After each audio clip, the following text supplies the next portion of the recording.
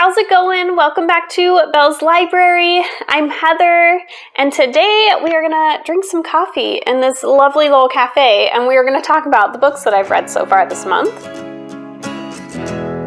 So here it is, my March mid-month wrap-up. We are gonna be talking about 8 books. It is slightly past halfway through the month, but you know, it's gonna work beautifully. I imagine I'm gonna read quite a few more books in this last, I don't know, I have like 9 days left of the month, right? And I am behind, as usual, for this TBR game. I am getting myself into some bad habits with the beginning of the month. My first couple weeks, I only finished like 2 books off my TBR game, and then I am scrambling at the end of the month. For whatever reason, I am way less in the mood to read at the beginning of the month, and then towards the end of the month, I'm like super in the mood and I'm like, yeah, let's do this. And I'm trying to like catch up on everything that I haven't read for the month. So I don't know. It worked out okay last month, but I don't know if it's going to this month. So we will see. Gotta have a little coffee drink break there. Let's go ahead and start with the first book that I finished this month. I think I finished 4 books off of my TBR game. And so I have 4 more to go in this last little stretch here. I am going to go into spring break soon, so hopefully I'll be able to just really read like crazy for a few days. So the first book that I finished was Station 11 by Emily St. John Mandel. This is a sci-fi dystopian type story. We're following a little bit before a pandemic starts with a certain actor, and then we were following after the pandemic in a few other characters' lines.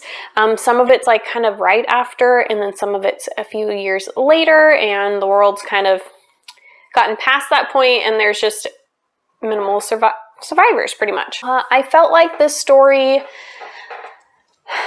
I struggled with. There was a lot of different plot lines, and I think that just took away from it. I really felt like I wasn't getting into any of the stories, and I was just really struggling to care about any of the characters. I just was like, okay, I don't understand the point. What are we getting at? Where are we going with this? I was really hoping that when all the different plot lines started intersecting, that it would just really be like, whoa, okay, cool, this is awesome. Kind of reminds me of The Night Circus in certain ways, where you do have all these random plot lines and you're like, how are these actually coming together? What is actually happening here? And then at the end, I feel like The Night Circus really blended together, and I loved that book. This one, unfortunately, I only gave a 2-star. I just really felt like it was lacking, and I really didn't care about anybody in the story, and I didn't really know what was actually going on, and I honestly don't remember very much anymore of this book. It just didn't work for me. I will say that I feel like the author's writing was very pretty. I feel like I can bring some images back to my mind of what this world kind of could have looked at like and such, but there's also something lacking in the writing if I wasn't feeling connected in any way. I would say this was definitely more atmospheric type of a book than more of a character or plot-driven type of a book. So if that kind of directs you to something that maybe would interest you or not, I don't know. The next book that I finished was also from my TBR game, and that was Binti by Nnedi Okorafor. And this one is a sci-fi novella, and we're following Binti, and she comes from a small community here on Earth, and her kind of like tribe and family are very like close-knit, and they don't really like outsiders. And Binti is very interested in learning more about the world, and she gets invited to attend this university. It's like the top university in the entire universe. And so we are following her as she leaves home and gets on this ship and travels. I think it took like a month or something to get to this university, and she doesn't tell her family she's leaving because they would not have agreed with her. I think that there was a really cool and interesting aspect to the story where we're following Binti as she really wants to hold on to some of her traditions and her culture, but then she's also going to this new place, and like nobody from her tribe has ever gone to the university, and it's just not something that is done for her. And so she's totally in a new element, and she's trying to adapt, and she wants to be part of that world too, but she also definitely wants to hold on to some of her traditions. And I think that is such a common and interesting theme that happens in this world. There's a lot of blending of cultures in our world these days. Everybody's traveling and going here and there, and being able to hold on to your own values and traditions and cultures, as well as kind of assimilate into a new culture. I mean, that's a whole thing. You know, so I thought it was very awesome how the author really worked that into the story, and it wasn't like in your face, like I'm rubbing this in your face, this is a way to think. It was just like a part of the story, which I really enjoyed. We also saw some different alien races and how all of the different alien races and humans and everything just interacted and worked together in this world, or didn't work together. There's definitely, you know, obviously a conflict in this story. So overall, I did enjoy this one quite a bit. I did give it a 3-star, which is a good rating, and I would say it was a higher 3-star. I'm definitely curious as to where this story is going to go. I want a little bit more. It was a novella, so I definitely felt that a little bit, and I feel like I just wanted a little bit more story and a little more detail. And so I'm hoping that the next couple books really afford that, and I'm enjoying it. So we'll see where it goes. So the next book that I picked up was actually a reread. So I picked up Serpent and Dove by Shelby Mahurin. The sequel to this, Blood and Honey, was actually a part of my TBR game this month, and I started reading a couple chapters, and I was like, you know what, I really want to go back and reread Serpent and Dove, because there's so much that happened at the end of this book, and I just was like, I need a refresher. I need to remember who all these people are. I need to remember what happened and where we're at, and I just think that was definitely a good move. I think it was very helpful to go back and just really immerse myself back in this world and what's actually going on. This is a fantasy romance where we're following Lou, who is a witch, and Reed, who is a witch hunter, and they end up having to get married. They banter a lot.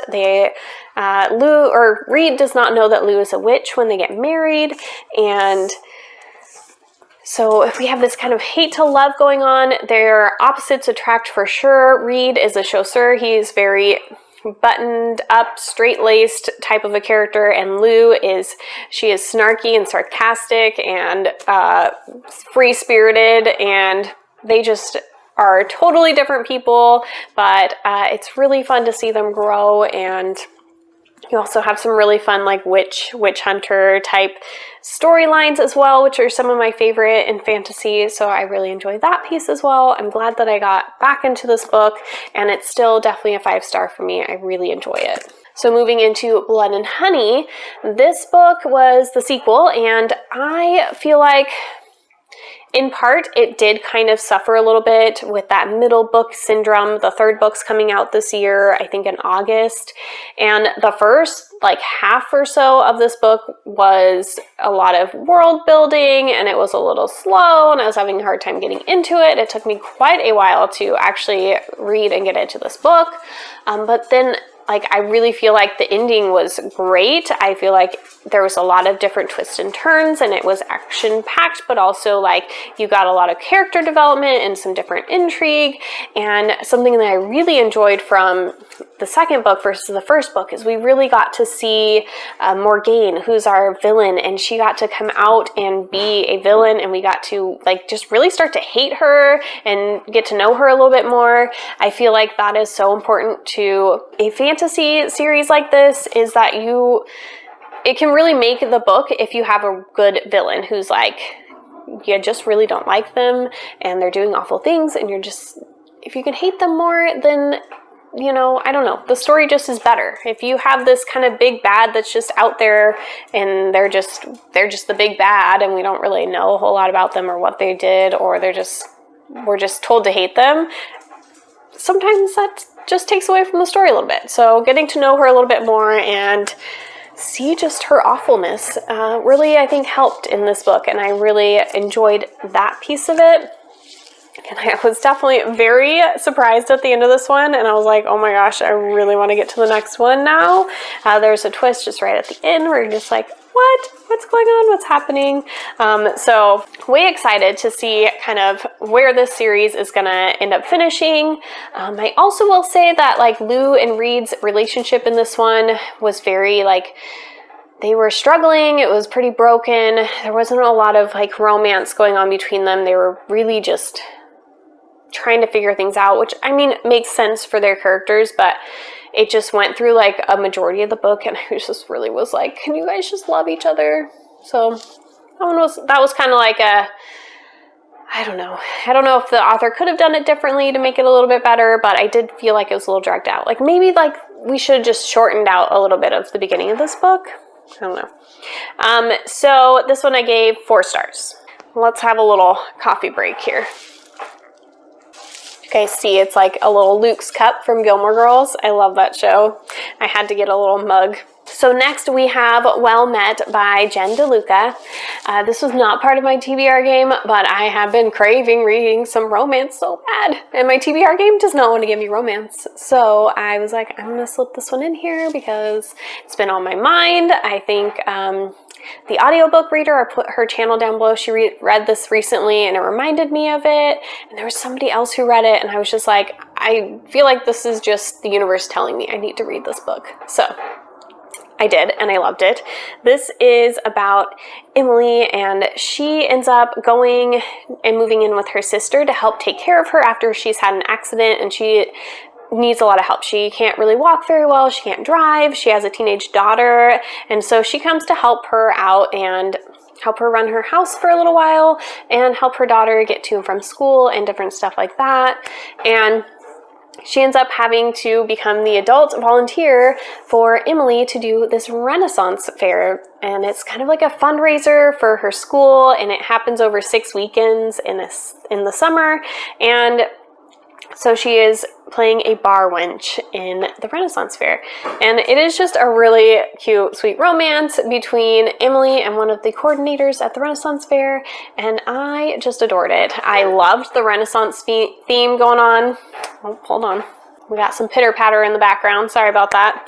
But Renaissance fair, oh my gosh, I wanted to be there. I wanted to work in a Renaissance fair. I was like, this is like the best setting ever. I went to a Renaissance fair as a kid and I was like ready to look up Renaissance fairs and go to one like right now, even though I'm pretty sure there's like none that are actually like a thing right now because, you know, our world is just closed at the moment. So definitely going to be looking up a Renaissance fair in the future because they are so much fun. And the setting of this just, oh, it made it so much better. But also, you know what? Our characters were great too. Emily had some really good depth to her, and she had a past relationship she was trying to work through, and she had some stuff with her sister she was, you know, getting involved with, and her niece. And so there's a lot of like family kind of ties going on and different stuff there. And I just, yeah, this was a really cute romance. A little bit hate to love kind of to start, and it was beautiful and cute, and I loved it. So 5 stars on that one for sure. The next 2 books that I read were little comics, BB Free number 2 and number 3 by Gabby Rivera. And these are just really fun, kind of future dystopia type world where we're like 200 years in the future, and basically like the water has risen and the United States is cut into all these different pieces. And she lives in Florida, and Florida's in like 8 or 10 pieces or something like that. And in her little swamp area, I don't think electricity, like I don't think there is a ton or something. They are pretty short, so you don't get like a ton of what's going on in the world, but there's definitely like some backwards thinking. She's like a feminist, and she runs this radio program with her best friend who is trans, and they are just like, this is us, this is the way we are, and we're bringing you along for the ride. And they want to go on what's called a Freedom 15. When they turn 15, they just get to go out and explore the world, and they want to take their radio program along with them. And it's just like their fun little adventure, and you know, it has some really strong, good messages about, you know, letting your voice be out there and being a strong independent person, woman, and being who you are and not letting anybody else tell you any differently. So I have definitely been enjoying those. Those are fun. Those are both 4 stars. And the last book I will be talking about is Fate of the Fallen by Kel Cade.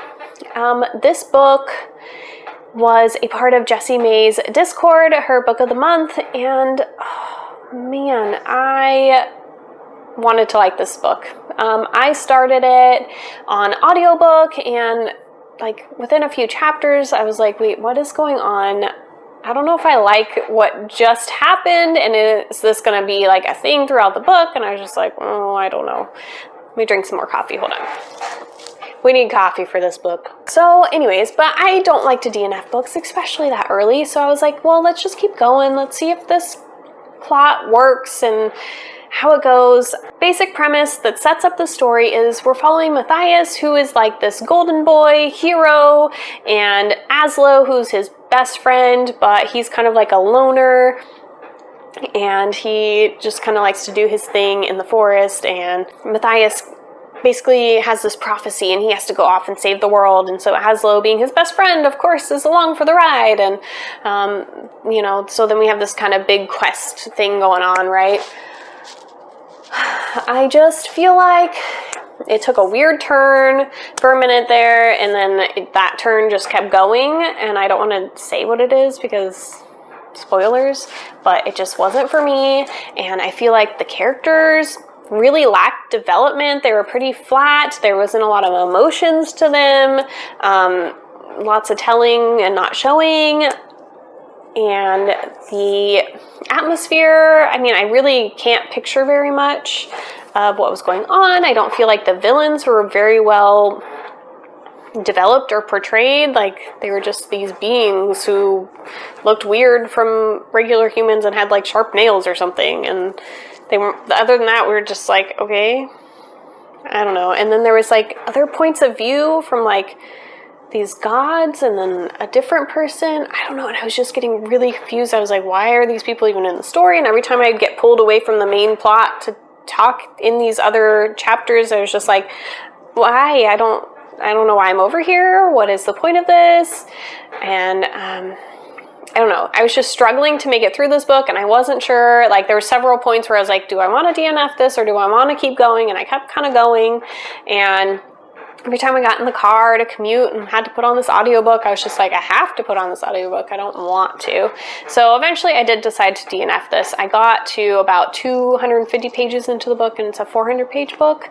So I got a decent chunk in. I tried. I gave it a chance, but it just wasn't for me. I think that this book was supposed to be kind of more of a funny, satirical type book. I just wasn't getting the humor, and it just wasn't for me. So I just decided to be done with this one. So unfortunately, that's kind of where this mid-month wrap-up is ending. But I will say that I have started City of Brass. I think I'm like 60 or 70 pages in, and really enjoying this one so far. Oh my gosh, the scenery and the way that she writes, the different areas that we're going through in this book, oh my gosh, beautiful. Like, I can see it in my mind. The writing is just gorgeous, but I'm really enjoying the kind of Middle Eastern feel of it, and I don't know, it's fun. I'll talk more about that though in my wrap-up, so subscribe so you can stick around and see that.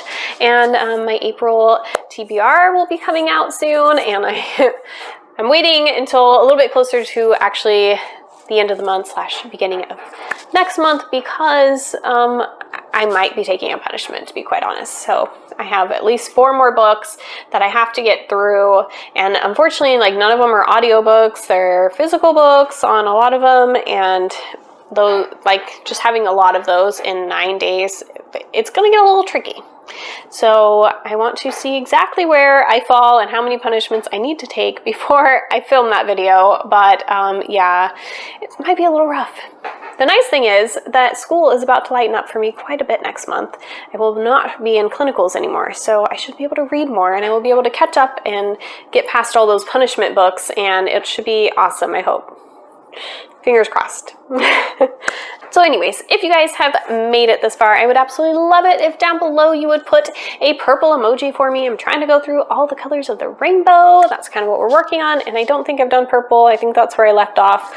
So purple emojis down below saying you made it this far, and don't forget to like and subscribe, and I hope you guys are having some really awesome reading this month. If you want to leave down below some awesome reads you've had for the month, let me know, and I will talk to you guys soon. Bye!